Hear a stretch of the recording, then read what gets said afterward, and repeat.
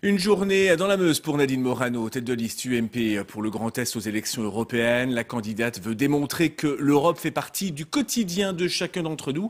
Exemple avec la visite d'une fromagerie familiale et d'une exploitation agricole. Laurence Duvois, François Bobet.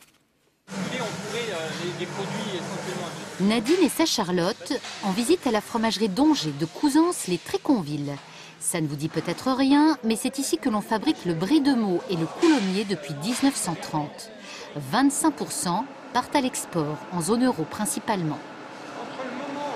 L'Europe, toujours elle, qui participe aussi au financement d'un projet d'extension pour un montant de 750 000 €, projet indispensable pour la pérennité du site. Si on fermait les frontières, ils licencieraient 10 personnes immédiatement. C'est important de le rappeler que des emplois ici sont conditionnés par le fait de pouvoir vendre sur le marché européen. Direction Audinville pour une pause déjeuner et de travail avec les jeunes agriculteurs de la Meuse. La discussion se poursuivra par une visite d'exploitation.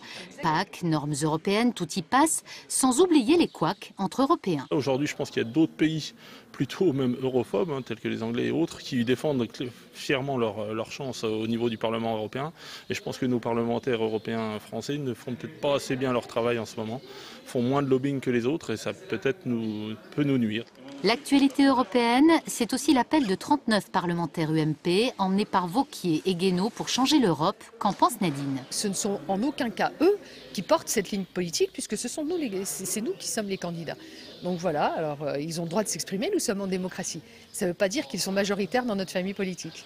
Même pas peur des europhobes. Demain, Nadine Morano poursuivra sa campagne en Haute-Saône.